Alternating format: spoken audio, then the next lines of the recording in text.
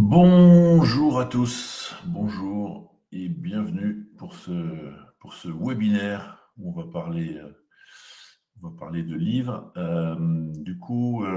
Vous êtes encore pas très nombreux à être connectés, mais c'est pas grave. On va démarrer à l'heure par respect par ceux qui sont déjà connectés. Et puis les autres vont nous rejoindre. J'espère que vous allez bien, vous avez la bonne énergie, comme on dit. Je m'appelle Fabrice Menlo, pour ceux qui ne me connaissent pas. Moi, j'ai maintenant, depuis quelques mois, mis beaucoup d'énergie sur un blog et une chaîne YouTube qui s'appelle Apprendre les achats.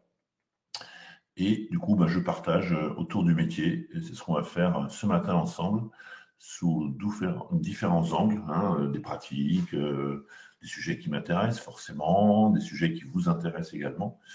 Et là, c'est exactement ce qu'on va faire ce matin. Voilà. Et donc, du coup, de manière plus précise, j'organise des événements autour du métier achat. Les webinaires, c'en est un, mais également des événements en présentiel. Le prochain aura lieu à Lyon.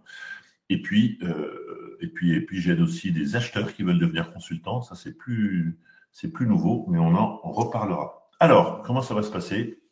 Si c'est la première fois que vous nous rejoignez, pour les habitués que je vois en participant, ils connaissent un peu déjà l'histoire. C'est un webinaire, c'est-à-dire que je ne serai pas seul, je vais avoir des invités avec moi.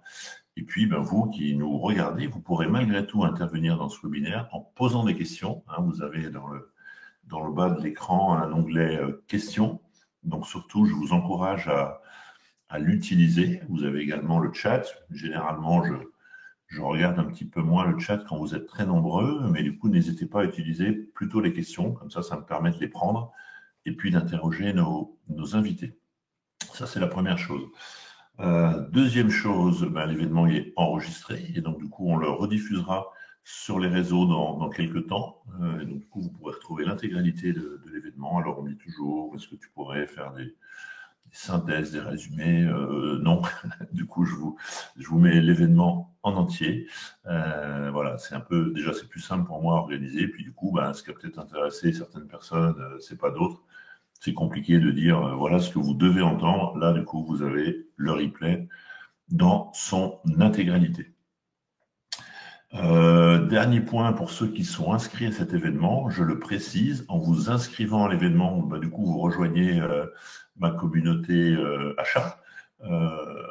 Et donc, du coup, vous êtes inscrit à la newsletter que je diffuse tous les mardis. Et bien sûr, vous avez le droit de vous désinscrire. Tout ça, c'est automatique. Donc, du coup, si jamais le contenu vous intéresse moins ou pas, à ce moment-là, bien sûr, je vous encourage à le faire. Je m'aperçois qu'il y a juste une question que je n'ai pas posée, mais comme vous n'avez pas réagi, j'espère que tout va bien. Est-ce que vous m'entendez bien? Voilà. Mais du coup, je suis allé directement. Hop, on va aller, voilà. Donc, un petit welcome ou un petit bonjour dans le chat pour me confirmer que tout va bien de votre côté et ça me rassurera. Et qu'est-ce qui va être le premier? C'est Yannick, c'est super. Et ça m'arrange que ce soit Yannick, puisque du coup, dans pas longtemps, il va monter. Bonjour à tous, bonjour Laurent, bonjour Fatima. Super. Allez, alors, en fin de compte, vous le savez, ces webinaires que j'organise tous les 2 mois, ça dépend un petit peu de l'actualité ou des sujets. J'ai vu passer il y a quelques temps des messages de Yannick, que je vais bientôt appeler à me rejoindre, pour connaître aussi un petit peu les équipes de Solvacha. J'ai vu aussi un petit peu ce qu'ils faisaient de leur côté. Je me suis dit, mais tiens, c'est intéressant de communiquer aussi quelque part à travers un livre, à travers une bande dessinée sur notre métier, sur votre métier, sur le métier des achats. Et donc, du coup, je me suis dit, mais comment...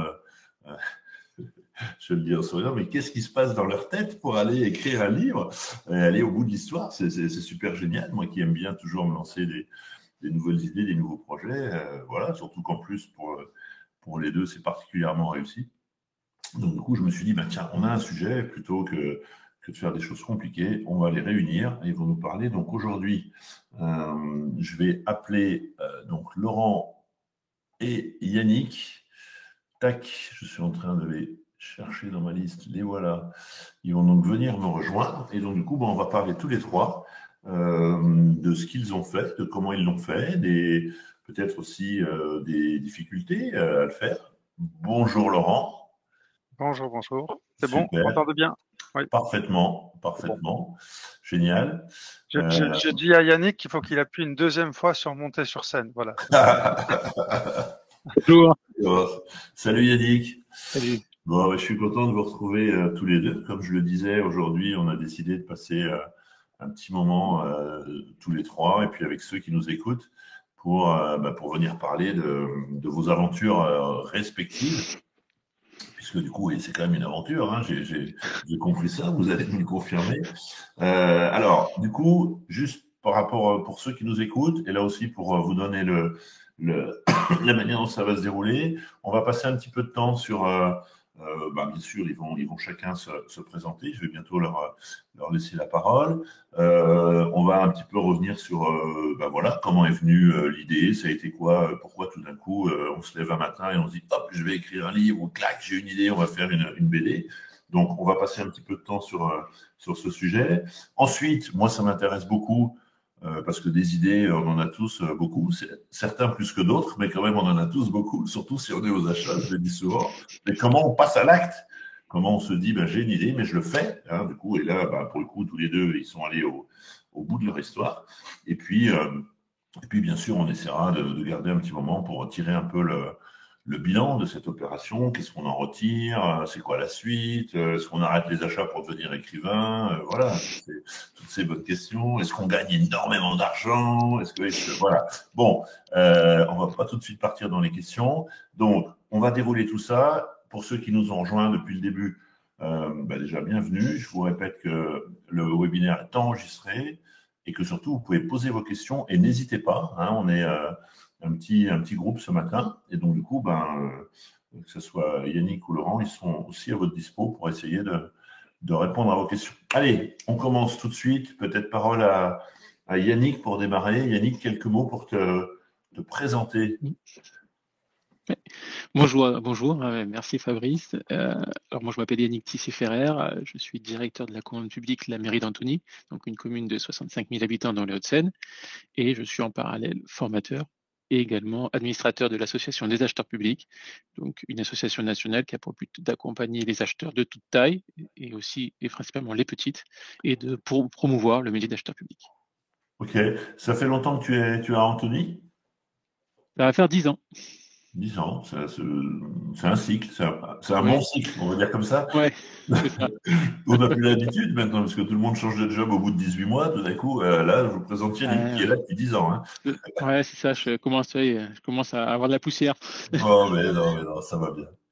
Allez, super. On va revenir un petit peu, bien sûr, à travers le livre sur ton métier, le lien avec le métier, etc. Mais déjà, on va donner la parole à Laurent, s'il veut se présenter également. Merci, bonjour. Donc moi je suis Laurent Devez, je suis directeur d'un cabinet de conseil en achat public, un cabinet d'une dizaine de personnes. Et notre métier, c'est d'assister les organisations publiques, donc on n'a pas du tout de clients. Ah ouais, Laurent, je ne sais pas si tu vois l'écran, mais ouais, ouais, ouais. c'est pas mal. C'est la Alors, BD. Il a ça fini aurait, par avoir la BD. ça aurait été top que toi, tu montes le livre de Ah Yannick. non, non. Ah, Alors voilà, le livre, non, j'ai acheté le livre, mais il est chez moi et je suis Yannick au bureau. 1, Laurent 0. Là, Voilà, ça exactement. part. Avec là, vous démarrez fort. Bon, donc je finis la courte présentation de notre activité. Donc nous, on assiste des acheteurs publics. Hein. On n'a pas du tout de clientèle opérateur économique hein, dans notre business model, et on participe à la professionnalisation des achats. On a deux petits tiers de notre chiffre d'affaires, c'est de l'AMO, même si c'est un gros mot, d'acheteurs externalisés, hein, on va dire, d'acheteurs publics, hein, de la définition des besoins jusqu'à la notif avec une assistance à des organisations qui ont des problèmes de pic de charge ou de manque de ressources ou plein d'autres éléments qui font que il faut sortir le marché et qu'ils n'ont pas la possibilité de le faire en interne. Et une quarantaine de pourcents de notre chiffre d'affaires, c'est du conseil un petit peu moins DCE, on va dire, du conseil RSE, du conseil orga, outils, nomenclature, recherche d'économie, tout ce qui concourt à la professionnalisation des achats. Voilà. Donc, et on est, puisque ça sera important dans la suite des questions, on est depuis 2023 filiale, on est tout petit nous, mais on est filiale de Méo Group, qui est un groupe de référence en conseil en achat et en finance depuis 2023. Donc, il y a un groupe qui fait plus de 100 millions d'euros de chiffre d'affaires et plus de 1000 personnes. Donc, on en reparlera, mais c'est Une belle, important dans cette histoire de la BD. Voilà. ok, et on salue au passage Thibaut et Richard. Allez, alors on y va. Yannick, mais comment on se dit un matin, allez, ça vient d'où? C'est quoi un peu l'histoire? Comment tu t'es lancé dans cette aventure? Au tout début, là, vraiment au tout début. Oui, alors au tout début, c'est vrai que c'est totalement un concours de circonstances. Je me suis pas levé un matin en me disant, allez, tiens, je m'ennuie, j'ai eu l'idée du sexe cette nuit, je vais écrire un livre. Sans rentrer dans les concours de circonstances techniques, je voudrais revenir un peu sur la maturation des idées de fond. Comment on arrive d'un constat de métier à arriver sur un schéma un peu littéraire. Depuis que j'ai commencé à travailler dans les achats, l'un des premiers constats que j'ai fait qui m'a toujours étonné, c'est la peur ou la crainte que peuvent avoir nos interlocuteurs quand on leur parle de marché public. Il y a un sentiment de retrait, de crainte, de peur de la masse de travail que ça implique, de peur de se tromper, de sentiment de complexité, de risque pénal, et on va jamais y arriver, de toute façon ça marchera jamais, ou si ça marchait public, oh là là, on est foutu, ça va pas marcher, notre projet ne sortira pas. Ça m'a toujours étonné, et donc dès le début de ma carrière, j'ai essayé de lutter contre ça. D'abord, en essayant de mieux comprendre pourquoi les gens pensaient ça, en essayant de comprendre ce qu'on pouvait faire pour les aider. Et donc c'est ce qui m'a donné petit à petit, j'ai approfondi mes techniques de travail en cherchant à mieux faire adhérer, à mieux faire comprendre. C'est ce qui m'a aussi ouvert la voie des approches plus pédagogiques et donc à la formation. Je me suis rendu compte que ça ne suffisait pas, donc j'ai essayé aussi d'utiliser d'autres leviers. Et notamment d'essayer de casser un peu les codes, parce que souvent ce qui est associé à ces craintes, c'est un mythe du juriste marché ou de l'acheteur qui est pas drôle, qui est rigide, qui de toute façon vous dira toujours non. Et donc d'essayer de casser un peu ça par de la ludopédagogie, par une approche un peu plus humoristique, parce qu'on peut parler du métier sans être chiant, pour le dire trivialement. Et donc d'essayer de travailler là-dessus. Ça aide, ça marche, mais c'est lent et ça ne résout pas tous les problèmes. Et en regardant un petit peu, je me suis intéressé par effet ricochet à des sujets qu'on dit souvent sur la finance ou l'économie comportementale, qu'on va retrouver aussi des fois dans le marketing, c'est de dire finalement quels sont les biais cognitifs ou les enjeux émotionnels qui vous font acheter. Et j'aime beaucoup, par exemple, l'une des dernières pubs qui était de Seat, où dans la pub, on vous dit vendez-moi cette voiture. Le premier commercial essaie de parler de l'aspect technique de la voiture et ça fait un flop. Et une femme, après, ça passe à une femme, commerciale femme, qui propose et qui vend une histoire. Et une histoire d'amour avec la voiture. Et là, les gens veulent l'acheter. C'est un peu le même sujet. Je me suis dit, l'idée, comment on peut essayer, finalement, la peur, la crainte, le risque pénal, tout ça, c'est des émotions, c'est du biais cognitif. Donc, pourquoi essayer de les résoudre par un aspect conscient, par un argumentaire raisonné? Peut-être qu'il faut aller aussi sur des sujets plus émotionnels, plus inconscients, et l'imaginaire, le récit, peut être un vecteur intéressant pour aussi casser ces images, casser ces préjugés, et de montrer une autre version du métier, un autre pan du métier. Et donc c'est pour ça que je me suis dit, tiens, pourquoi ne pas essayer de raconter une histoire, et non pas juste de prêcher la bonne parole, entre guillemets, de raconter une histoire, et le plus possible, un attachement et des émotions avec des personnages, et un univers qui va casser le lien entre ce qu'on voit au quotidien et ce vers quoi on veut tendre. D'où le mix entre le métier des achats et un univers de fantasy, où là, justement, on va être dans un autre monde, on va y avoir de la magie, il va y avoir des personnages différents qui vont venir, un petit peu essayer de parasiter dans l'esprit et de montrer finalement que, un, on peut rire avec les marchés publics, que deux, finalement, selon l'angle dans lequel on le prend, c'est pas forcément compliqué. Ça marche. C'est très intéressant ce que tu nous dis sur notamment à la fois les peurs, parce que du coup, les peurs que tu évoques, j'imagine que c'était en partie, ça peut être des peurs en interne. Moi, je les vis souvent en externe, avec des Totalement. fournisseurs qui ont un peu peur de s'adresser à vous, à tel point, encore ce matin, je voyais, je ne sais plus quelle organisation, qui a fait un guide, et j'ai dit, purée, mais c'est dingue, dans le privé, on ne fait pas un guide pour vendre ses prestations à des acheteurs, mais dans le public, on en est encore là, en 2025, à faire des guides pour aider les entreprises à s'intéresser au marché public. Et puis, cette notion d'émotion, c'est-à-dire que tu as fait un vrai travail de se dire, en compte, celui qui a cette peur, du coup, comment je vais lui faire tomber cette peur, en fin de compte, hein, c'est ça que ça veut dire. Et tu as raison, et la première réaction, c'est souvent de dire, bon, je vais lui expliquer ce qu'est un processus achat, comment il doit exprimer son besoin, blablabla, etc. Et là, du coup, des fois, tu ne fais pas toujours baisser la peur, mais des fois, tu continues à l'augmenter, la peur. Hein. Exactement. Voilà. Ou à minima, ce que je rencontre aussi en formation, c'est que ça réduit la capacité d'apprentissage de certaines personnes. Ouais. Donc, c'est aussi rouvrir les chakras en essayant de ça, casser ces mythes. Ok. Super. Bon, bah écoute, en effet, donc je comprends que c'est pas rêver un matin en te réveillant, mais que du coup, voilà. Allez, Laurent, du coup, et toi, comment on en arrive? Alors, Laurent, du coup, lui, il est parti sur une BD, tu l'as montré, on va y revenir et on va la montrer, cette BD. Mais du coup, c'est quoi cette histoire de BD? Voilà, ça a des vertus un peu moins, en tout cas un objectif un peu moins pédagogique au départ et plus un objectif de notoriété et de faire sourire autour d'un métier qui peut apparaître austère. Donc ça rejoint ce que disait Yannick, mais c'est moins, il y a moins une réflexion pédagogique et le point de départ, c'est que j'ai recopié en fait des BD qui existaient déjà dans Méo Group. C'est pour ça que tout à l'heure j'insistais sur le fait qu'on est filiale de Méo Group. Donc Richard Caron, qui est le PDG de ce groupe-là, avait fait en 2018, en 2020 et un peu après 3 BD, donc 2 sur les achats et une sur la finance, parce que le groupe fait pas mal de conseils en finance. Donc la première s'appelait J'achète, la deuxième s'appelait J'achète encore, et la troisième pour les finances s'appelle Le compte est bon. Et donc c'est des BD qui ont eu un certain succès en termes de notoriété dans le monde des acheteurs. Alors c'est complètement destiné à des acheteurs privés, hein, parce que c'était la base du clientèle de Méo Group. Mais il y a eu un succès, et puis voilà, ça a été, et puis au-delà de toutes les réussites entrepreneuriales de Richard, il est super fier de ses BD et il parle beaucoup de ses BD. Et lors d'une revue d'activité l'année dernière, moi quand je l'ai feuilleté, je trouvais ça sympa parce que ça fait sourire. C'est les scénettes de la vie quotidienne.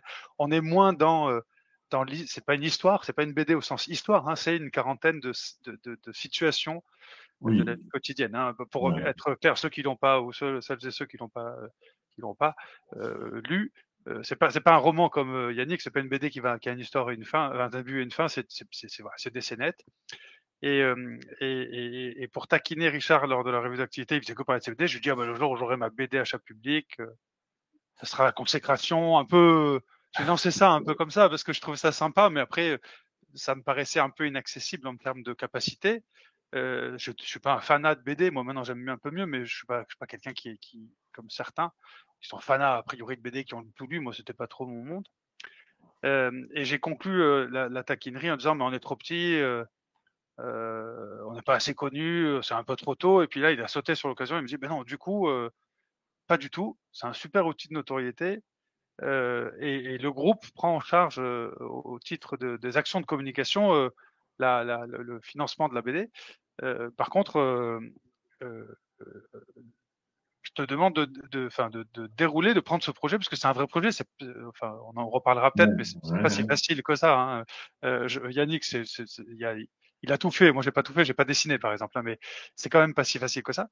Et donc, du coup, voilà, le deal, il a été fait un peu comme ça. Il m'a dit, voilà, déroule la BD. Je te donne les coordonnées du dessinateur qui avait bossé avec lui. Et donc, du coup, était un partenaire, hein, sur les premières BD. Appelle-le et déroule avec lui. Donc, le projet, il est né comme ça. Il est né par on va dire une petite boutade un peu orientée, parce que je trouve que la visée notoriété et un petit peu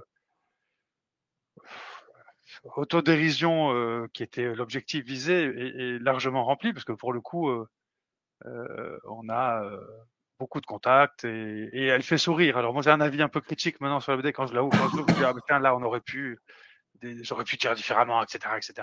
Après, j'expliquerai comment on a fait, hein, avec l'équipe, etc. Mais bon, en tout cas, l'idée, elle est partie de là, d'une nécessaire notoriété et d'un lien, d'un match assez clair, évident, entre le fait que la matière peut paraître très, très austère, alors qu'elle peut prêter à sourire, et tout ça était un peu, voilà. Donc la BD, elle montre un peu ça, qu'en fait, on peut sourire d'une matière un peu austère, parce que finalement, elle est drôle, voilà. Bon, super. Alors, je vois bien, en effet, et puis je vois bien, du coup, pour avoir été moi aussi le patron d'une petite équipe où on a toujours cette envie d'être plus connu, en vérité, de se dire, il faut qu'on soit plus visible. On n'est pas Roland Berger, on n'est pas KPMG, on n'est pas machin. Donc, comment et du coup, je trouve que c'est très astucieux parce que du coup, Bien sûr, à la fin de l'histoire, c'est quand même Solvacha, c'est quand même Méotech, c'est quand même Laurent, c'est quand même Eric, etc. Mais du coup, avant tout, il y a cette BD, il y a ce sourire, il y a, il y a cet objet qu'on peut partager et faire partager. Et puis du coup, en plus le sourire, moi je me dis souvent quand on écrit, et vous êtes on va dire deux bons exemples, ça dit aussi beaucoup de la personnalité, de pouvoir aller jusque-là, comme tu dis, Laurent, sur cette autodérision, du coup, voilà, des fois ça nous fait sourire, des fois ça nous fait pleurer un peu aussi, mais là, on va rester dans le sourire. Alors, ok, super, donc je vois bien cette idée. En plus, toi, Laurent, du coup, cette dynamique de projet avec un Richard qui doit te dire, vas-y, c'est un projet, donc ça veut dire que si Richard considère que c'est un projet, on y reviendra, mais il doit y avoir un peu de timing, un peu de dynamique pour monter tout ça. Yannick, du coup, toi, tu as fait ce travail, cette réflexion, tu disais par rapport à comment je peux trouver des manières d'éclairer ce métier de manière un peu différente. Ok, une fois qu'on s'est dit que c'était un sujet, comment tu mets en route toute cette dynamique? C'est quoi le process? Est-ce que tu vas t'enfermer dans un chalet en Finlande et tu écris l'histoire? Voilà, j'ai posé un congé sabbatique, je suis parti au Tibet pendant 6 mois et j'ai vécu dans une tente. Ça va. Non, mais du coup, c'est intéressant de savoir comment on écrit. Est-ce que tu as fait 3 prompts sur ChatGPT? Du coup, il t'a écrit tout ton livre. Et là, tu es en train de nous faire croire que tu as écrit le bouquin. Enfin, voilà. Exactement. Tu m'as dévoilé, ça y est, tous les secrets sont dévoilés. C'est de l'humour pour ceux qui tomberaient juste sur ce passage, qu'on pourrait écouter avant et pas après. C'est de l'humour. Alors, parle-nous un petit peu de la manière dont tu t'y es pris pour passer de l'idée à l'histoire, quoi. Comment ça s'est passé? Alors, en toute honnêteté, je m'y suis pris, on va dire entre guillemets mal, parce que l'idée est venue en faisant. Comme je disais en introduction, c'est vraiment un concours de circonstances et c'est parti un peu entre guillemets d'une blague et c'est devenu de plus en plus sérieux à la fin. Dans mes formations, l'un des slogans que j'utilise pour me mettre en route et briser un peu la glace et partir sur une bonne dynamique, c'est de dire que contrairement à ce qu'on croit, les marchés publics, c'est fantastique. Bon. Ça, c'est la première boutade. Et j'ai fait quelques jeux de mots et quelques illustrations de ce côté fantastique sur les réseaux sociaux. Et jusqu'à une idée comme ça qui m'est passée par la tête, j'ai utilisé l'univers de la fantasy qui me plaît bien pour raconter un peu sur un petit post très court des vicissitudes du métier, mais sous un angle de magie et de monde médiéval. Ça a finalement bien marché. J'ai eu pas mal de commentaires, les gens entre qui m'en ont voulu d'autres, ont dit qu'est-ce que tu peux faire, etc. Et donc j'ai refait deux, trois autres scénettes comme ça sur les réseaux sociaux, et plusieurs personnes m'ont dit mais pourquoi ne pas aller jusqu'à en faire un livre? Je me suis dit, oui, bon, pourquoi pas, en soi, c'est marrant, ça peut être rigolo. Mais je me suis dit, de toute façon, j'y arriverai pas à la fin. Aucun éditeur va publier un roman comme ça. Comment je vais voir 3 personnes qui vont être intéressées et ça va coûter des centaines de dizaines de milliers d'euros pour financer un projet comme ça. Et puis finalement, j'ai découvert des outils qui permettent de le faire à moindre frais, notamment en fait, la possibilité via Amazon d'imprimer à l'unité. Ça a été pour moi le vrai déclic. C'est-à-dire que très régulièrement, quand on est dans l'édition, soit on a un éditeur qui est convaincu de votre projet et qui préfinance le développement et l'impression, soit c'est vous qui imprimez auprès d'un imprimeur le volume que vous imaginez. C'est pas 3 bouquins qu'il va falloir commander, mais c'est 100, 150, 200, 1000, ce que vous voulez. Donc ça fait un gros chèque à avancer. Et puis après, vous vous débrouillez pour les vendre et avoir votre propre circuit de vente. Là, avec Amazon, vous avez le circuit de vente d'Amazon qui se met en place et Amazon n'imprime le livre que quand il est acheté. Donc ça vous fait 0 frais à avancer dans l'impression et la commercialisation. Et ça vous offre la plateforme de commercialisation. C'est ce qu'on Donc, appelle, m'a fait me lancer.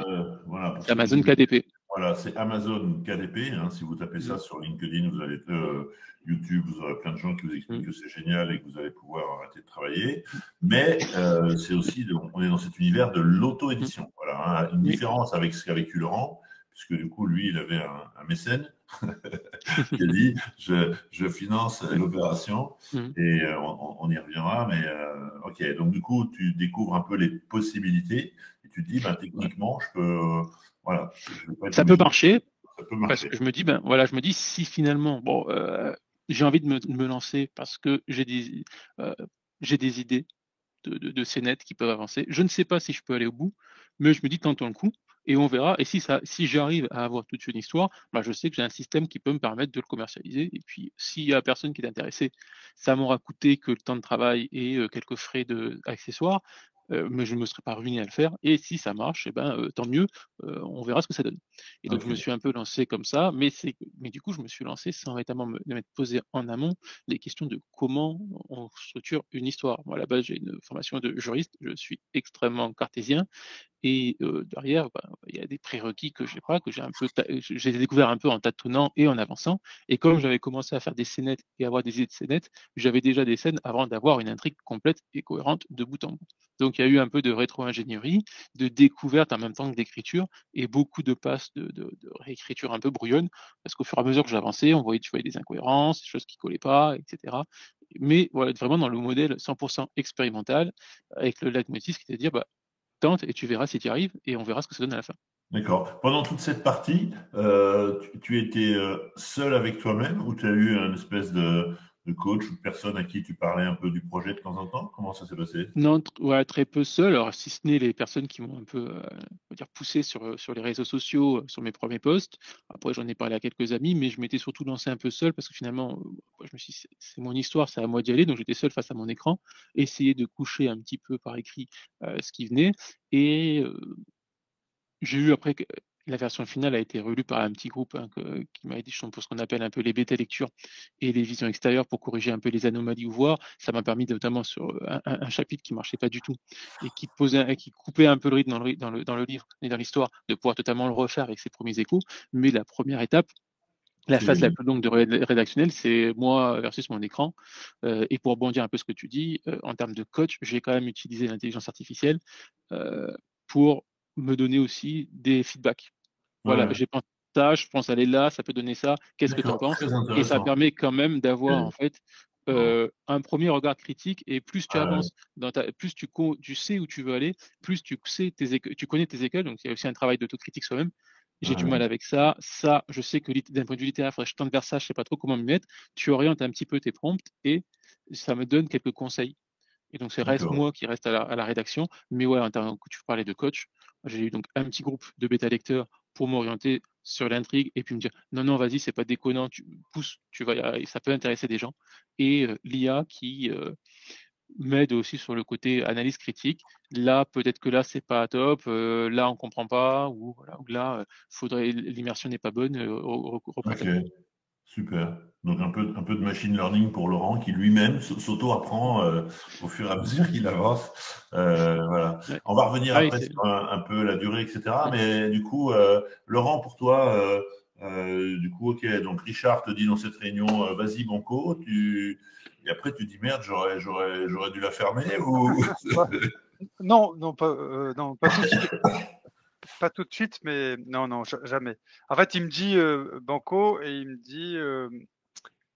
dit le seul truc, comme il avait l'habitude, il me dit le seul truc, c'est que est-ce que, bon, même s'il connaît quand même bien les achats publics, il me pose la question de confirmation. Est-ce que dans ton métier, il y a une quarantaine de situations cocasses ou qui portent à l'autodérision facilement identifiables? Je veux dire, voilà, c'est pas le sujet. Il y en a 40 par jour, donc on a vraiment un métier qui est on ne peut plus approprié pour des situations cocasses d'autodérision. Donc là, le sujet était réglé de la capacité à pouvoir travailler sur le fond. Et en fait, l'étape qui a suivi, c'est le contact avec le dessinateur. Donc Christophe Delvalle, c'est un dessinateur pro, il fait des BD, il fait plein de choses et il fait de la communication par la BD. Et donc il est habitué à discuter avec des gens qui sont ni dessinateurs, ni créatifs au départ, ni familiers de ce monde-là. Et donc je l'ai appelé, il m'a évidemment bien accueilli en disant voilà, il me dit je connais rien à ton métier et je n'ai pas spécialement vocation à devenir un spécialiste de la commande publique. Par contre, il y a quelques règles pour monter la BD, parce qu'il y a des règles en fait pour monter une BD. Il y a pas, c'est de la création, mais il y a quand même c'est du process. Et il me dit la règle, c'est que pour chacune des planches, tu me donnes le contexte, donc de quoi on parle. Pas tu me donnes, tu m'écris. En fait, je faisais des petites, des storyboards là. Donc, c'est quoi le contexte? Qu'est-ce qui est drôle? Et je lui donnais 3 idées, 2, 3, peu importe, même des fois une, idée d'illustration qui n'était pas spécialement destinée à être reproduite tout de suite dans la BD. C'était pour que lui visualise ce que moi je visualisais, en fait. Voilà. Et donc souvent le contexte dans notre métier, dans notre monde, le contexte c'est la réglementation. En gros, c'est ça. Hein, souvent dans notre métier, il y a beaucoup de ou la professionnalisation. Mais bon, on est quand même sur un contexte assez réglementaire. Ou des problématiques de publicité, parce qu'on était en plein dans les e-formes à ce moment-là. Enfin, on est quand même dans des trucs d'actualité, on va dire. Hein, ça, c'est le contexte. Ce qui est drôle, c'est par exemple que le contexte, c'est que tout le monde, tous nos hommes politiques disent qu'il faut acheter local. Ce qui est drôle, c'est que le code de la commande publique n'autorise pas de mettre le critère local en critère de choix. Voilà. Typiquement, s'il y avait une planche, c'était ça. Et 2, 3 idées d'illustration qui n'ont pas toujours été reprises, mais qui avait des visées qui visualisent lui en fait ce que je voulais lui dire. Et puis là, il m'a dit, je connais pas ton métier, mais si tu dois m'expliquer 2 fois, donc tu attaques une 3e fois à m'expliquer pourquoi c'est drôle, c'est que c'est pas si drôle que ça. Même si effectivement, en fait, la réalité, elle est que en fait, ça doit faire sourire même des gens qui sont pas spécialement. Alors, pas exploser de rire non plus, mais même ceux qui connaissent pas trop la commande publique doivent un peu comprendre en regardant l'image de quoi on parle, etc. Voilà, mais après ça fait sourire ou non, mais en tout cas c'est pas du charabia ni incompréhensible, c'est un peu ça l'idée. Et le deuxième, bon ça c'était un peu plus intuitif. Je m'y attendais. Il me dit on donne une idée par planche. En fait, on commence pas à mettre dans une planche 4 trucs qui sont drôles, parce que sinon les gens ils vont plus comprendre ce qui est drôle. Donc, voilà, donc ça c'est un peu des règles. Et là je me suis dit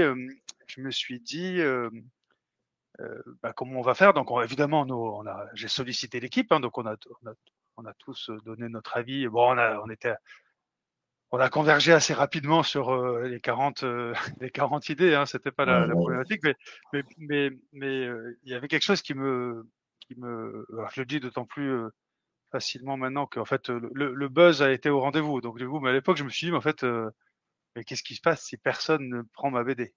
Et donc, personne ne prend ma BD. Alors, contrairement à Yannick, elle est gratuite. Alors oui, c'était un point important. On va revenir. Du coup, la BD, on est d'accord c'est un objet qui est clair de médias de promotion, donc du coup, qui n'est pas commercialisé. Hein, voilà, c'est ça. Pas commercialisée, elle n'est pas vendue. Elle n'est pas vendue. Ce qui n'est pas tout à fait le cas de Yannick. Ok, d'accord. Donc, tu disais quand même, elle n'est pas vendue, mais enfin. Elle n'est pas vendue, et donc mon service com a dit, on va faire un truc, on va mettre sur LinkedIn, etc. Enfin, on avait déjà projeté la façon de communiquer autour. Et moi, je me suis dit, et quid s'il y a personne qui commente le post de LinkedIn? C'était le pire des trucs. Donc je me suis dit, je vais quand même solliciter quelques personnes du monde de la commande publique, pas spécialement des clients d'ailleurs, hein, plutôt des partenaires ou des gens d'ailleurs des gens que je connaissais pas. Il y a encore des gens que j'ai pas toujours pas vus en vrai, mais qu'on va trouver sur LinkedIn, dans le réseau, des gens qui pouvaient être des partenaires ou autres. Et je leur ai fait un petit message et je me suis dit, au moins ces 10 là. Il n'y en a pas eu 10 au final, il y en a eu 3-4, mais au moins ces 3-4 là, eux, ils vont me demander la BD. Donc ça me fera quand même déjà des petits commentaires sur le post LinkedIn. C'est parti un peu comme ça. Tu as fait un vrai job d'influenceur, tu as fait des collabs, comme on dit maintenant. Exactement. Et donc finalement, ça a été fait. C'était très simple. Hein, c'était pas des trucs très compliqués. On avait les thèmes, mais voilà, on les a confirmés avec des gens qui ont d'ailleurs. Pour certains, on a réussi à essayer de formaliser un petit peu leur visage. Alors, le dessinateur, il n'a pas trop été content quand je lui ai parlé de ça. J'ai dit, on peut mettre la tête des gens qui ont eu l'idée. Il m'a dit, non, mais moi, j'ai mon style de dessin. Donc, ceux dont le visage pouvait s'y prêter, il a essayé de les croquer comme ça dans la BD, mais c'était pas l'objectif. Voilà, donc on est parti là-dessus. Et en fait, c'est du vrai travail.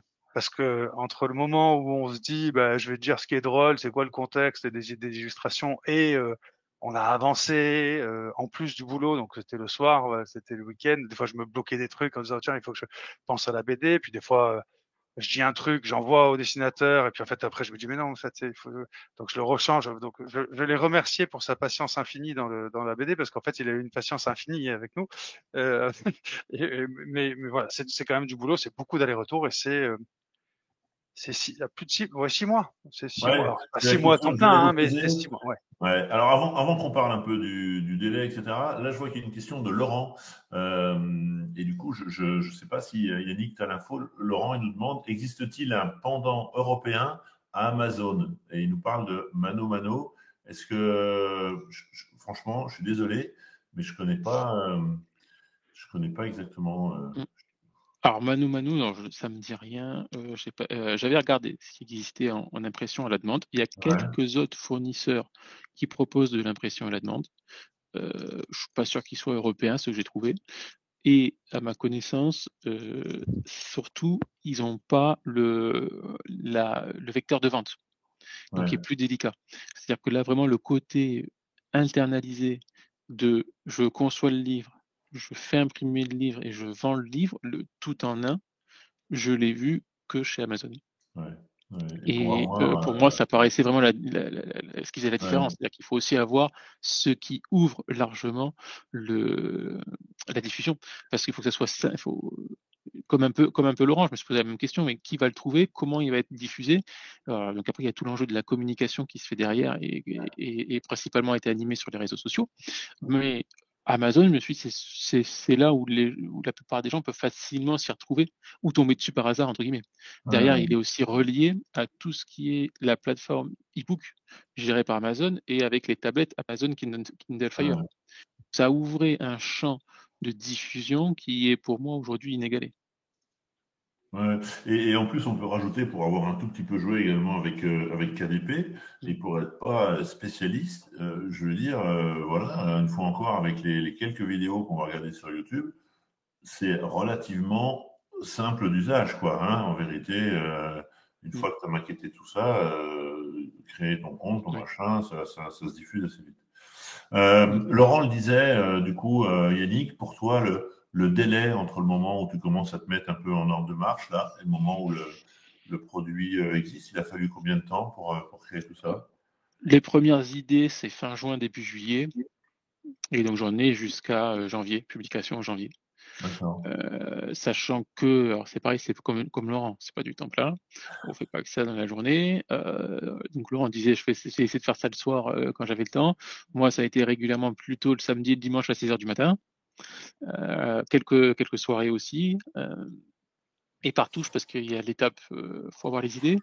Tu essaies de les écrire, ça marche pas, t'as des trucs qui te vont pas. Faut des fois laisser reposer aussi, le temps de revenir. Et finalement, parce qu'il y a, comme je vous disais tout à l'heure, j'avais un peu les idées, donc étonnamment, je me suis très vite plongé dans ce monde-là et les idées à écrire sont venues assez vite. Le premier jet est venu aussi très vite.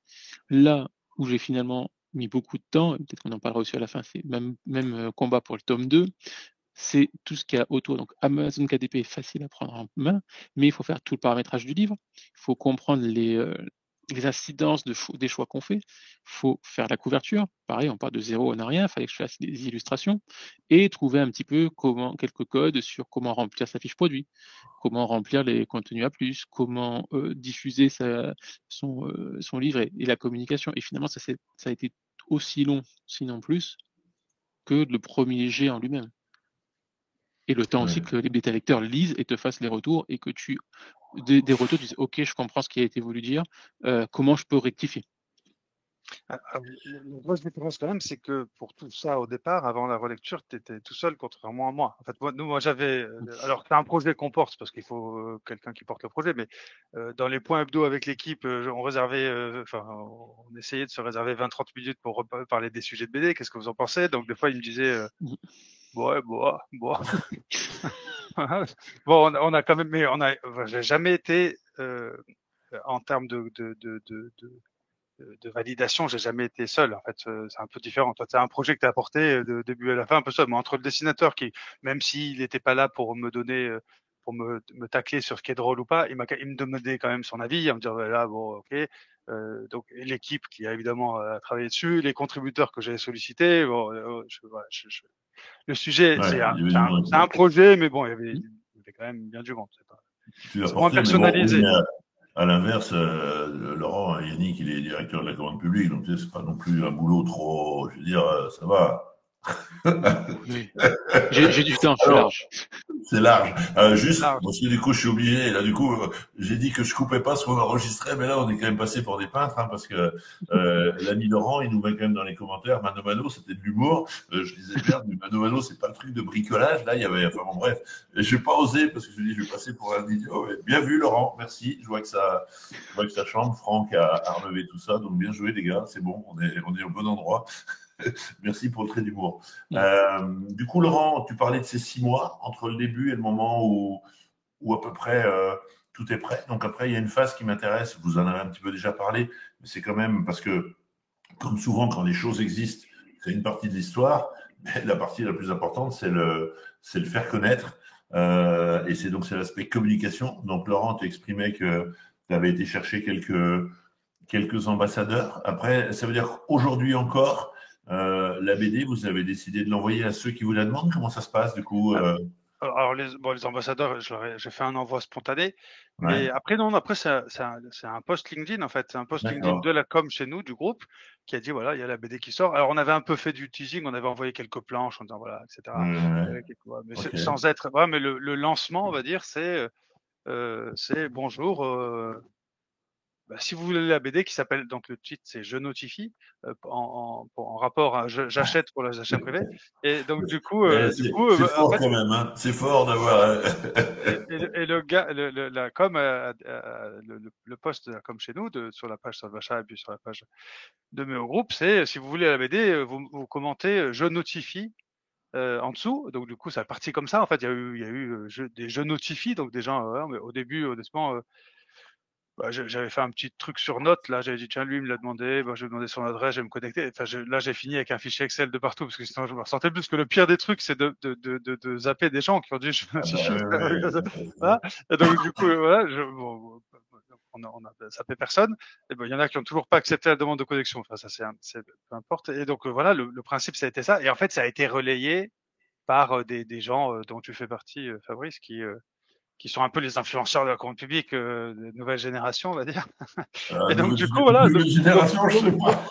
Donc même maintenant, depuis, c'était en avril ou en mai, en mai, je Ouais, crois. En fait, même maintenant, j'ai encore des gens qui commentent sur le post, qui m'envoient un message, enfin, bon, divers donc et variés. Voilà. Donc du coup, ça s'est fait comme ça. C'est une communication LinkedIn avec une prise de contact après avec les gens. Puis j'essaye de ceux qui acceptent, de faire une petite visio d'une demi-heure pour expliquer qui on est, le contexte de la BD, ouais, faire c'est ça. De leur voilà. dire Et donc du coup, faire un peu de commerce et en tout cas c'est pas. Donc on ouais, confirme. ouais. Solvachat, c'est pas une maison d'édition de BD, quoi. Hein.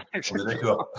Alors, il y a des gens qui ont demandé, il y a des gens qui m'ont demandé si elle était payante, il y a des gens qui m'ont demandé si c'est possible de l'avoir en anglais. Donc, et une personne qui m'a demandé si c'était non, il y a pas en anglais. Mais voilà. Donc, du coup, ça s'est passé comme ça, la com. Bon, super. Allez, et du coup, Yannick, toi, ça y est, ça existe. Comment ok, tu crées ton compte sur un KDP, tu déposes, tu publies, machin. Du coup, comment tu lances, du coup, alors, tu avais des gens, toi aussi, qui t'avaient sollicité pour écrire ces scènes, Oui, etc. Donc, j'imagine que ça a été un relais aussi quand le produit a oui. existé. Ouais. C'est un peu ça, oui, oui. Donc pareil, un côté un peu comme vient de le dire Laurent, on lance un peu une bouée à la mer sur les réseaux sociaux, on voit si ça prend. L'avantage, c'est que j'avais vu un petit noyau dur de personnes qui étaient intéressées par les premières scénettes que j'avais posées pendant l'été. Donc je vais les taguer aussi sur ces posts de lancement. Et puis là, c'est pas alors, pareil. Communication un peu artisanale, hein, pas forcément d'images ultra pensées, pas de marketing, enfin, je fais avec les moyens du bord et c'est pareil, c'est des sujets que je découvre. Alors, je suis actif sur les réseaux sociaux, j'avais déjà fait un peu des posts ou autres, mais c'est pas pareil que de vendre un produit et encore plus de vendre un livre. Donc Ouais. bon, on tâtonne comme ça en lançant et pareil, ça diffuse pas mal et beaucoup d'échos. Et comme Laurent, effet boule de neige, les premiers lecteurs vont aussi repartager, republier, donner leur avis. C'est ce qui fait l'engouement. Et pareil, les influenceurs du métier et les médias euh, m'ont autorisé, enfin, soit sur ma demande, soit d'eux-mêmes, sont venus me proposer un article dans leurs médias pour en parler et relayer.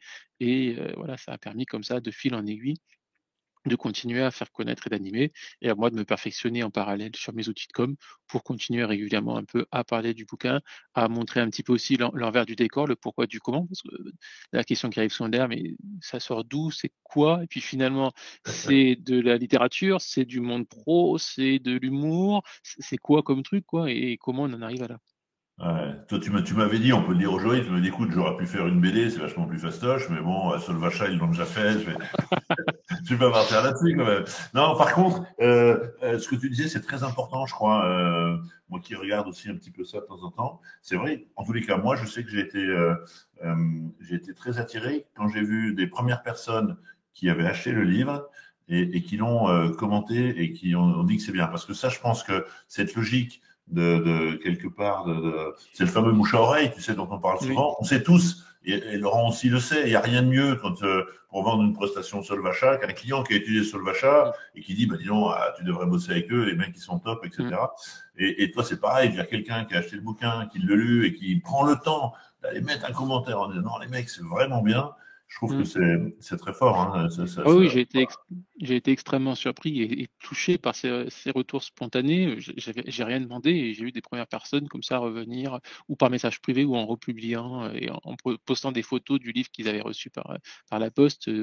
Voilà, c'était très touchant et très valorisant aussi, parce que du coup, tu te dis, bon, je pensais en vendre 2 quand je l'ai lancé. Bah non, non seulement les gens l'achètent, sont intrigués, mais en Ouais. plus, ils sont satisfaits du résultat au point de le repartager et d'inclure leur Oui, oui. communauté aussi. On va parler un peu de la suite. On se dit quelques mots un petit peu, parce que comme on est entre acheteurs, on parle un peu budget, revenus, etc. Une opération comme ça, est-ce qu'on sait dire, je suis désolé de sourire parce que faut qu'on vous livre un petit peu le backstage de cette séance. Mais généralement, quand je fais des webinaires, quelques jours avant, je discute un peu avec mes invités pour, bon, souvent, alors vous deux, vous êtes des grands pros, donc vous savez un petit peu tout ça, vous exprimez et tout. Enfin voilà, des fois, il y a des personnes qui sont moins habituées. J'essaye un peu de les rassurer, on essaie de dire un petit peu comment ça va se dérouler, etc. Et du coup, Laurent m'avait gentiment demandé en disant surtout, tu me demandes pas combien ça a coûté, parce que comme c'est Méotech qui a payé, je vais être emmerdé avec cette question. Et je dis c'est génial, donc je la note. Et donc du coup, bah, Laurent, je te la pose. Est-ce qu'aujourd'hui, tu sais mieux nous dire? En effet, on a compris que c'était une politique globale de communication qui était portée par Méotech, et à ce titre-là, ça rentre dans un budget global. Mais tu as une idée quand même voilà, pour ceux qui nous écoutent, là, créer une BD comme ça, combien ça peut. Je parle pas trop de votre temps aux uns C'est et un aux autres. cadeau. C'est un C'est un cadeau. cadeau. C'est un Non, c'est cadeau. aussi des actions de communication. Non, j'ai évidemment une petite idée. Non, mais on communique pas autour du budget parce que déjà, je vais me tromper. C'est un cadeau, un vrai. Mais c'est pas négligeable. C'est-à-dire qu'en fait, Ouais. pourquoi je l'ai dit tout de suite au Ouais. début dans la présentation, c'est qu'en fait, à l'échelle, alors Oui, c'est à ça. partir du moment où elle n'est pas vendue, après, est-ce que si elle avait été vendue, on en aurait diffusé autant? C'est une vraie question dont on n'a pas la réponse. Mais, si on avait été tout seul, Oui, ouais, c'était un sans un budget. écosystème Ouais, qui est, ben voilà, on développe les achats publics, le conseil, etc., ouais. on n'aurait pas pu Oui, se, oui. voilà, on n'aurait pas eu le budget pour, Puis, parce que c'est quand même puis, important. Donc voilà, c'est de la communication. Par contre, pour le coup, en rapport avec, alors, je parle de notoriété, hein, je parle pas oui, de ouais, rentabilité, parce elle est sûrement pas rentabilisée à ce stade-là, mais en termes de notoriété, pour le coup, malgré des petites interrogations que j'avais, même sur la portée du support BD, en fait, par rapport à d'autres trucs qui ouais. coûtent autant, bah, ça marche bien. En termes de Tout notoriété, ça. ça marche vraiment bien. C'est-à-dire que C'est objectif, bah c'est pas oui. un truc désuet. Enfin, après, il y a des Ouais. gens qui utilisent la BD. Enfin, moi, mes filles. Quand je parlais de la BD, avec son truc. Et Pourquoi, ouais, pourquoi t'as t'as un pas vrai, fait les. déjà, elle est pas mal au niveau c'est une vraie BD. Enfin, c'est pas trop. Au début, il y a des gens qui m'ont demandé, envoyez-moi la BD par mail. En fait, je vois pas par mail, c'est une vraie BD. Donc, voilà, donc du coup, c'est un objet. Et voilà, Ouais, ok, donc la ça notoriété, marche bien. c'est c'est Ouais, au rendez-vous. C'est au ouais, rendez-vous. c'est vrai. Alors du coup, Yannick, toi, c'est un peu différent parce que toi, du coup, ben, alors une fois encore, ben, bon, il y a ton temps, il y a ces heures le matin, le soir, etc. C'est toujours compliqué les comptabiliser. Mais du coup, toi, le produit, il est en vente. Il y a pas longtemps, je crois que tu as passé la barre des 300 ou 350 ventes, ce qui est juste sur ce type de produit, à mon avis, complètement atypique. T'en es où aujourd'hui, du coup, on peut en parler? T'as vendu combien de livres? Alors, je rapproche lentement, mais sûrement de la barre des 400 exemplaires vendus. Donc, Waouh! je compte sur nos auditeurs pour peut-être Ouais, me faire passer la barre des 400 prochainement. Donc, c'est à peu près 400 de plus que ce que j'imaginais quand je me suis lancé. Donc, c'est hyper valorisant et voilà, c'est vrai que ça fait plaisir. Et donc, c'est pour ça aussi qu'après, l'aventure continue. On verra ce que ça donne pour la suite et de continuer par essayer de communiquer, d'expliquer aussi le sens du produit et son côté hybride, parce que voilà, il y a la partie pédagogique, il y a la partie humour, il y a la partie fantasy. Voilà. Et il y a la entre guillemets, une morale métier, donc il y a un peu tous les genres, il y en a pour aussi un peu tous les profils. Donc on va essayer de commercialiser ça, de voir aussi les usages qu'il peut y avoir pour les autres. Bah, c'est sûr que dès que tu passes la barre des 1 ou 2 ventes, tu peux dire il n'y a pas que ta mère qui l'a acheté, quoi. C'est ça le C'est ça. hein, la famille a joué son œuvre, mais à mon avis, c'est pas autre chose, quoi. Ouais, non, on n'est pas une famille de 400 personnes. Voilà, ça c'est génial. Bon, je vois qu'il n'y a pas beaucoup de questions, hein. Ça veut dire que du coup, alors n'importe comment, moi je mettrais dans le replay, je mettrais que ce soit pour Laurent et pour toi le lien à la fois. Donc Laurent, je mets plutôt le lien vers tes coordonnées chez Solvacha si des personnes sont intéressées pour avoir la Ouais, BD. Yannick, je mettrai aussi tes coordonnées LinkedIn, mais je mettrai le lien Amazon s'il y a des personnes qui veulent aller acheter le livre. Moi, j'avais également une question. Quand on a, alors tiens, Yannick, est-ce que tu aurais été contacté, parce que des fois ça peut arriver, par un éditeur? Je sais pas. Est-ce qu'il y a un éditeur qui Non. t'aurait contacté en disant non, c'est pas le Non, sujet. non, j'ai Bon, pas parce que été des fois, ça peut arriver. contacté. Ouais, non, moi j'avais contacté un éditeur plus monde professionnel Ouais. pour tenter. Il avait regardé, il avait trouvé ça bien, mais il m'avait dit non, c'est inclassable. C'est Donc ça. on sait pas comment le présenter dans notre catalogue. On se sent pas de partir là-dessus. Une fois Et après, encore, il faut encore les acheteurs et encore plus les ouais. acheteurs publics. On sait pas, on connaît pas ce truc-là. Bah, c'est à moi, c'est pas le contenu exhaustif n'est pas pédagogique, n'est pas un enseignement, donc ça, dans un monde pro, ça va pas, et c'est trop atypique, trop de niche pour intéresser une maison d'édition plus portée sur la fantasy. Donc c'est vrai que ça se comprend que ça soit plus Allez, délicat pour un éditeur de partir euh, sur ce pari-là. j'ai encore une ou deux questions pour vous. Laurent, non, Yannick, première question. Est-ce que comment ça a réagi à la collectivité je sais pas, est-ce qu'il y a eu des réactions de tes responsables et tout, des gens avec qui tu travailles? Parce que c'était sur en lien au début de l'histoire, c'était aussi un sujet, comment on parle des achats. Est-ce qu'il y a eu qu'est-ce qui s'est passé? Ou peut-être rien, je sais pas. Alors bon, en choix personnel, j'ai essayé un peu de cloisonner. Je me suis dit, je Ouais, ne peux pas faire ma com en interne ou je ne ouais, vais pas en faire mon nouvel outil de formation en interne. Donc, d'accord. j'en ai pas trop parlé, mais j'en ai parlé à certaines personnes parce que dans les bêta lecteurs, j'ai aussi des collègues de Ouais, bureau et certains m'ont vu sur les réseaux sociaux. Donc oui, j'ai eu des retours, de la surprise, de l'étonnement, de l'emballement, de la ouais, ouais. curiosité de certains membres, y compris de la direction générale plusieurs membres de la direction générale ont été intéressés et ils l'ont acheté sans même me le dire. On l'a vu, on l'a pris, on l'a lu, c'était génial. Voilà, donc j'ai eu quelques retours comme ça, c'est pareil aussi, Super. Pas... assez intéressant. Et des opérationnels qui aussi volontairement me disent on va le regarder, on le veut, on va tester, c'est original, on te connaît, on a envie de voir du coup ce que ça peut donner parce que ça peut être sympa. Ouais. T'as pas commencé les réunions de codir en offrant des Non, livres. non, c'est ça. Non, Euh, non, j'ai pas voulu.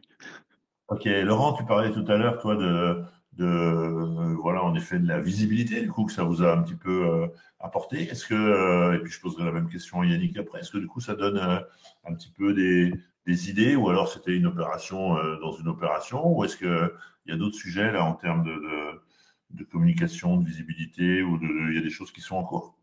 Alors, pas en cours, parce que on n'a pas encore démarré, mais bon, on s'imagine peut-être un tome 2 parce que la matière, elle est riche, la matière quantique, hein, j'entends, elle est riche, quand on a fini la BD, donc la fin de la BD, enfin, en tout cas pour moi, avant l'impression, elle est coloriée. En fait, c'est ça, le dessinateur me dit, à partir du moment où elle est coloriée, ne change plus rien.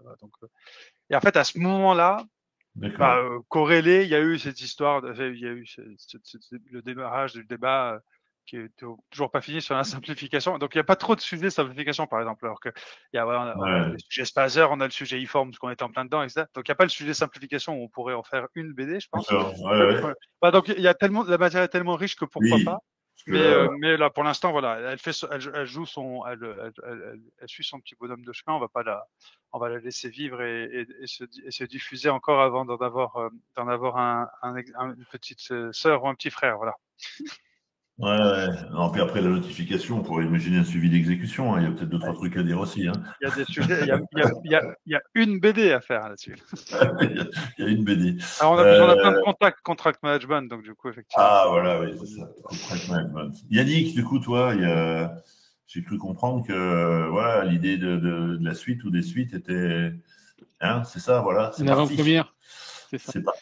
Donc, oui, parce que l'idée, le challenge personnel, c'était, comme on va dire entre guillemets tout bon roman de fantasy, c'est d'être sur au moins une trilogie. Donc et puis comme dit Laurent, il y a de la matière. Donc le premier tome qui s'appelle La quête de l'accessibilité. Là, moi, je suis sur les enjeux de simplification et sur la question de c'est trop compliqué, on comprend rien. Et de revenir pourquoi et de montrer que rigoler sur les scènes justement aussi de surcomplexification interne, sur les scènes d'enjeux de réglementation et de complexité de la réglementation, et aussi quand même pour le côté un peu plus professionnel, mon sentiment, mon avis, ma posture pour simplifier ces marchés et pour rendre sa pratique, sa façon de s'exprimer de manière plus accessible, d'où le titre, la quête de l'accessibilité. Donc, comment chercher à simplifier ces marchés.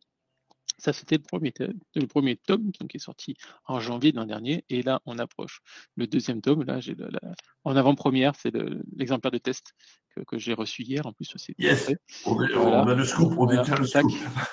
Voilà, c'est le scoop. Et donc, le deuxième tome s'appelle Les artefacts de la performance achat. Et donc, cette fois, le thème, ça va être de faire découvrir et de rigoler autour des techniques de performance achat, donc on sortir un peu du droit et d'aller sur les enjeux de performance, d'efficacité, de levier économique. Et donc là aussi, de s'amuser d'avoir le côté un peu critique, sarcastique sur nos lacunes ou un peu les situations cocasses que l'on rencontre, et en même temps en promouvant ces techniques pédagogiques de sourcing, de mutualisation, de massification, des sujets comme ça qu'on n'a pas forcément quand on a en tête le volet juste procédural de l'achat, et donc de continuer à mettre en scène ces sujets-là et de faire découvrir ces thèmes-là. Et là aussi, un côté un peu moral professionnel, c'est à quoi servent un peu ces outils, ces différents artefacts de la performance achat. Super. Et le tome 3, il n'est pas encore fait, donc j'en parle pas. Allez, ok, génial. Ben, écoute, bravo. Hein, c'est vraiment c'est chouette de poursuivre l'histoire. La toute dernière question. On est vraiment dans les dernières minutes là, de notre webinaire. J'aimerais vous demander à l'un et à l'autre, est-ce que, et pas forcément sur ce qu'on vient de se dire, ça peut ouvrir sur d'autres sujets, est-ce que vous avez un livre, une vidéo, un film, une personne qu'il faut suivre à tout prix? En clair, est-ce que vous avez une recommandation à nous faire ou à nous conseiller là, à ceux qui nous écoutent ce matin? Allez, Laurent, on ouvre. Fabrice Handlo, il faut suivre. Bien vu. Bien vu. Ah, écoute, c'est l'influenceur du futur sur les achats et sur les achats publics notamment. Non, est-ce qu'il y a pas quelque chose où tu te dis tiens, ça c'est quand même pas mal. Tu vois, j'ai discuté il y a quelques jours avec un nouveau responsable commercial d'une société où le patron m'avait demandé de passer un petit peu de temps avec lui pour discuter sur le métier, etc. Et du coup, ben voilà, c'est des questions qui se posent. Il me dit, ben, du coup, qu'est-ce qu'il faut que je lise? Est-ce qu'il y a des choses qui peuvent me nourrir, etc. Alors après, ça peut être sur le métier, mais ça peut être un peu plus large que le métier. Hein. Ça peut être sur des manières de gérer son temps. Ça peut être ce que vous voulez. Quoi. Est-ce qu'il y a des choses que vous avez vues, lues ou entendues ces derniers temps qui méritent qu'on en parle un petit peu? Sur le sujet de la commande publique, pas trop. Là, pour l'instant, on est dans le... J'attendais beaucoup du rapport de simplification, en tout cas du rapport. Donc, je suis un peu, voilà. Donc, je vais pas dire, il faut lire absolument le rapport de simplification, même si ça pourrait être intéressant. Il aurait pu être plus simple, mais en tout cas, voilà, les recommandations de l'association de Yannick sur la simplification, ouais, lisez-les. Elles sont, il y a un beau carrousel qui se diffuse et qui se rediffuse. Lisez-les, elles sont super pertinentes et plutôt. Bon, c'est le livre blanc. Et elles ont le mérite d'être simples, ce qui est pas mal pour des sujets de simplification quand même. Voilà. Yannick me fait penser à Jacques Seguela. Pour ceux qui nous écoutent, c'est grâce à un grand publicitaire. Il a tout de suite le truc, c'est vraiment il est incroyable. C'est bon. Allez, merci pour le coup de promo à Laurent sur nos sections. C'est bien. Moi, j'ai pas parlé de bouquin particulier. Il n'y a rien de. Juste peut-être se dire, se lancer, je pense être fidèle à soi-même. Ne pas se forcer à avoir une posture extrêmement rigide ou extrêmement protocolaire quand on fait ce métier-là. Ne pas se forcer non plus à être quelqu'un d'autre. Je pense que ce qui peut faire la différence aujourd'hui et aider à valoriser notre métier, et que ça marche tant dans notre quotidien que dans les choix de lecture qu'on peut avoir, c'est quelque chose qui nous ressemble. Ouais. Mais je pense que moi, c'est ce que je retiens aussi de l'échange que j'ai avec vous deux. Une fois encore, au-delà de ce que vous avez fait, derrière tout ça, il y a des hommes qui ont des idées, des envies, qui savent sourire, y compris d'eux-mêmes. Et je trouve que ça envoie aussi pas mal d'infos sur ce que vous faites. Donc moi, je voulais vous remercier à tous les deux d'avoir accepté spontanément que je vous ai sollicité tous les deux. Vous n'avez pas mis longtemps. Vous avez dit oui. Donc ça, je trouve que c'est super cool. Merci. Moi, j'ai pris vraiment beaucoup de plaisir dans cet échange. Je trouve que c'est très frais. C'est un peu différent de tout ce qu'on voit qui est des fois un petit peu convenu, organisé. Après, on se raconte pas d'histoire. Laurent, il veut quand même que le plus possible de directeurs achats de la commande publique l'appellent parce qu'ils ont du boulot et eux, ils sont là pour satisfaire les besoins. Yannick, c'est un petit peu différent, mais du coup, il a aussi un sujet de reconnaissance de sa production artistique. Je trouve que c'est pas rien. Donc vraiment, bravo à tous les deux. Une fois encore, je mettrai toutes vos coordonnées et ce que vous avez fait en commentaire. Et puis du coup, pour ceux qui nous écoutent, vous êtes encore quelques-uns. On vous souhaite une bonne fin de journée. Vous pouvez reprendre une activité normale, comme on disait avant. Et puis encore un grand merci à vous deux. Et merci à tous, merci pour l'invitation. Et bonne fin de journée. Salut Laurent. Merci, bonne fin de journée. Au revoir Yannick. Merci à vous. Au revoir. Ciao.